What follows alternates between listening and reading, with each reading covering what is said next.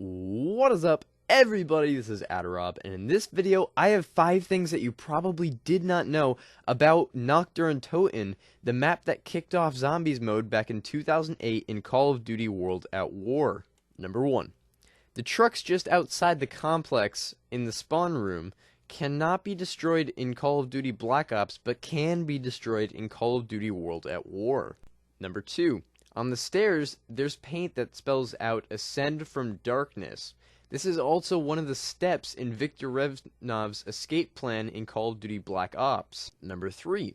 At the end of the game, in the Game Over screen, you can hear Lullaby of a Dead Man, which is the secret song in Verrückt, which just happens to be the next map. Number 4.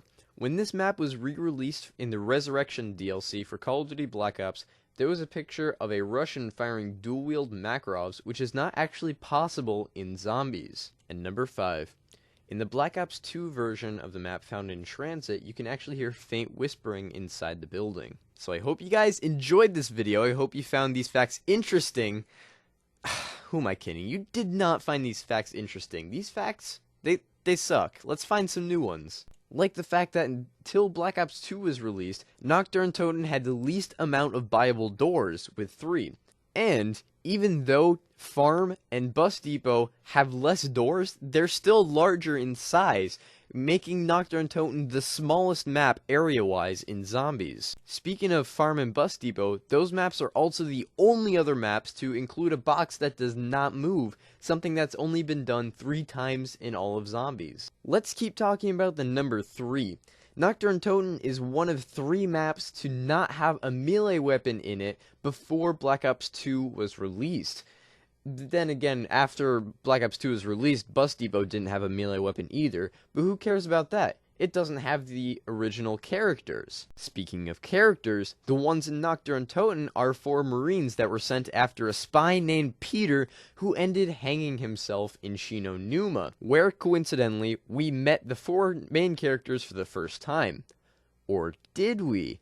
Now, it may not seem like it because we can't recognize his voice, but Tank Dempsey was actually one of the 4 Marines you play as in Nacht Der Untoten. They actually changed his voice later on because they wanted a better voice actor. So now you know a little bit about the background of Nacht Der Untoten. But how about the real-life background? The creator of Nacht Der Untoten actually threw it together in less than a month before the game was originally released back in 2008.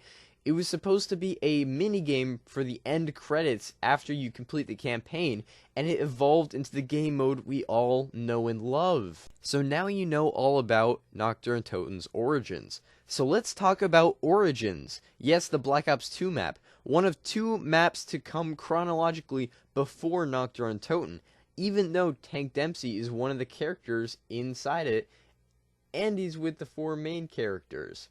That's kind of awesome to think about, but not as awesome as the fact that Nacht Der Untoten is the only map to appear in all 3 Treyarch games, World at War, Black Ops, and Black Ops 2, as it's its own standalone map in Black Ops and World at War, and appears in transit mode in Call of Duty Black Ops 2. You know, in Black Ops 2, there were a lot of cool perks introduced, none of which were in Nacht Der Untoten, along with any perks for a while.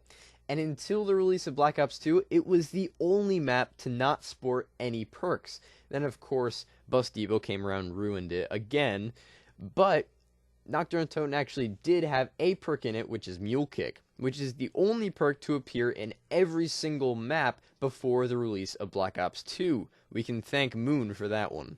Now, as I stated in a previous video, Kino Der Toten was originally supposed to be in Call of Duty World at War, making it the 5th Zombies map in the game.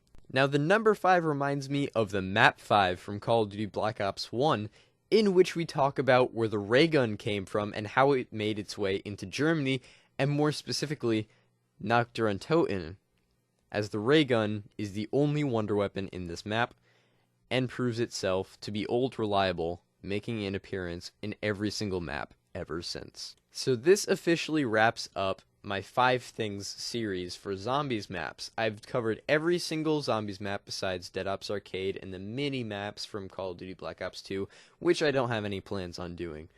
But I hope you enjoyed this whole series. I hope you learned something new in every video along the way, including this one. thank you for supporting the series. It was a lot of fun to put together. And till next time, I'm Adderab. Peace.